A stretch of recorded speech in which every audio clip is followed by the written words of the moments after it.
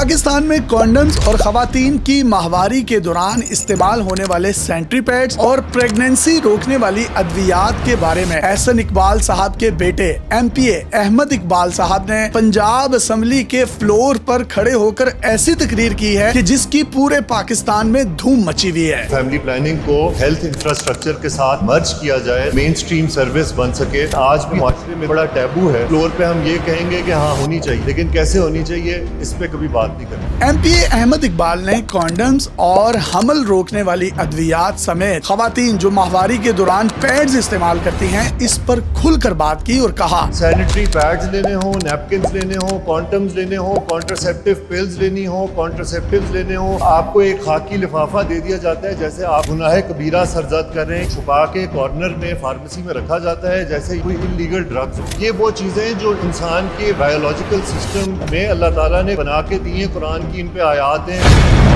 احمد اقبال نے مزید کہا کہ دنیا اس معاملے میں اتنی ریزرو نہیں ہے جتنے ہم پاکستانی ریزرو ہیں، اور اس ٹاپک پر بات کرنا بھی ممنوع سمجھا جاتا ہے۔ حتیٰ کہ احمد اقبال صاحب نے کہا کہ اگر آپ سعودی عرب جائیں، مکہ مدینہ جائیں، حرم شریف کے سامنے جو میڈیکل سٹورز ہیں آپ وہاں پر جائیں، آپ کو یہ تمام چیزیں ان تمام سٹورز کے فرنٹ پر آسانی سے مل جاتی ہیں اور لوگ ان کی سرے عام خرید و فروخت کرتے ہیں۔ آپ مکہ مدینہ خانہ کعبہ حرم کے سامنے فارمیسی پہ جائیں، وہاں پہ آپ کو کانٹرسیپٹیوز اور کانڈمز بآسانی دستیاب ہوں گے اور لوگ خرید بھی رہے ہوں گے۔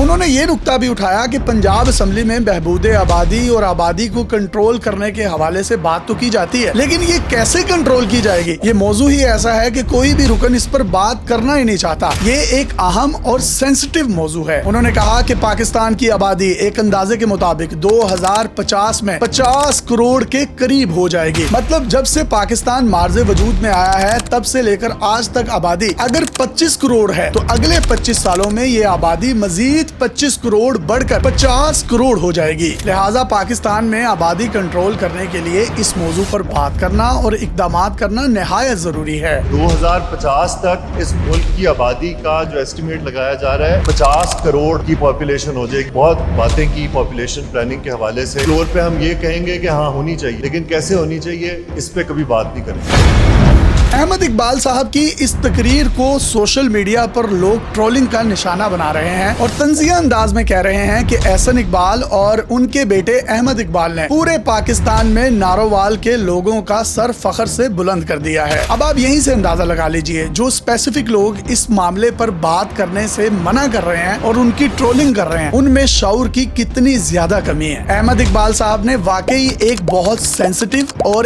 اہم موضوع پر بات کی ہے جس کو ہم چاہتے یا نہ چاہتے ہوئے بھی اگنور کر دیتے ہیں، اور اس ٹاپک پر کسی بھی قسم کی شرم کی وجہ سے کوئی بھی شخص بات نہیں کرتا، اور جو شخص اس اہم ٹاپک پر بات کرتا ہے اس کو تنقید کا نشانہ بنایا جاتا ہے یا سوشل میڈیا پر اس کی شدید ٹرولنگ کی جاتی ہے۔ اگر اس ٹاپک پر بات نہیں ہوگی تو پاکستان کی وہ خواتین جو دیہاتوں میں رہتی ہیں اور جن کی تعداد اتنی زیادہ ہے جنہیں پتہ ہی نہیں ہے کہ ماہواری کے دوران پیڈز لیے جاتے ہیں، یا ان کو شعور ہی نہیں ہے، یا وہ غربت کی لکیر سے نیچے زندگی گزاری ہیں، ان کے پاس قوت خرید ہی نہیں ہے کہ وہ پیڈز خرید سکے، جس کی وجہ سے وہ گھریلو ٹوٹکے استعمال کرنے پر مجبور ہیں۔ شدید درد اور بلیڈنگ کی وجہ سے وہ اپنی ماہواری کے یہ دن انتہائی اذیت میں گزارنے پر چپ چاپ مجبور ہیں۔ ان گھریلو ٹوٹکوں سے الٹیمیٹلی کیا ہوتا ہے کہ لڑکیوں میں پوشیدہ امراض جنم لے رہے ہیں، جس کی وجہ سے ہوتا کیا ہے کہ ہماری بہت سی نوجوان لڑکیاں ماں بننے جیسی ایک عظیم صلاحیت سے محروم ہو رہی ہیں۔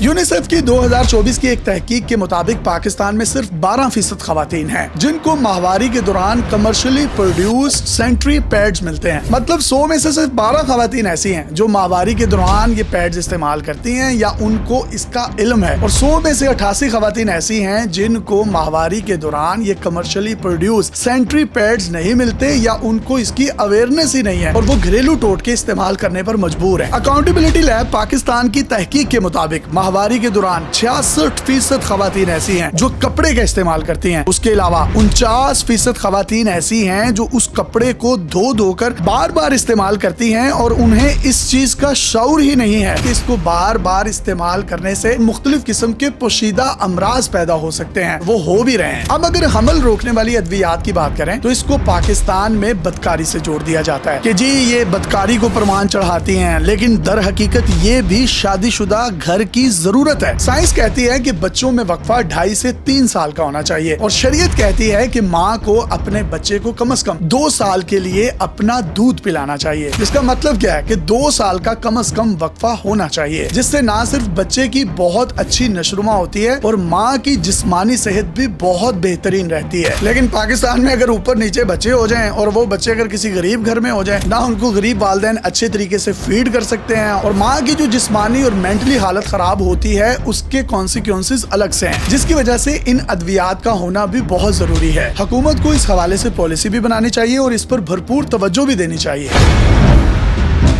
इसी तरीके से जो कॉन्डम है वो वक्फे के लिए बहुत जरूरी है, लेकिन अगर हम इस टॉपिक पर बात नहीं करेंगे और छुपाएंगे तो शर्म में क्या होगा, बच्चे पैदा होते जाएंगे, आबादी बढ़ती जाएगी, वसाइल इस मुल्क में है नहीं, मसाइल बढ़ते जाएंगे। अल्टीमेटली पाकिस्तान ने अगले 10 या 20 सालों के लिए अपनी तरक्की के जो अहदाफ बना रखे हैं वो उनको पूरा नहीं कर सकेगा। ये एक इंतहाई सेंसिटिव टॉपिक है और मेरा ये ख्याल है कि अहमद इकबाल साहब ने इस टॉपिक पर बात करके बारिश का पहला कतरा अपने आप को साबित किया है। और अगर इन चीजों की अवेयरनेस आबादी के लिहाज से सबसे बड़ा सूबा है पंजाब, अगर उसके फ्लोर से अवेयरनेस शुरू हो रही है तो मीडिया को भी चाहिए कि इस अवेयरनेस कैंपेन का हिस्सा बने, ताकि वो लड़कियां जिनके सरों पर माओ के साए भी नहीं है और वो ये बात अपने बाप भाई से भी नहीं कर सकती, वो किस अजियत में जिंदगी गुजार रही होंगी, हमें उनके बारे में भी सोचना है। क्योंकि एक सेहतमंद माँ ही एक सेहतमंद मुआशरे और सेहतमंद नस्ल को जन्म देती है। अपने मेजबान यासिर शामी को इजाजत दीजिए और देखते रहिए डेली पाकिस्तान। अल्लाह हाफिज।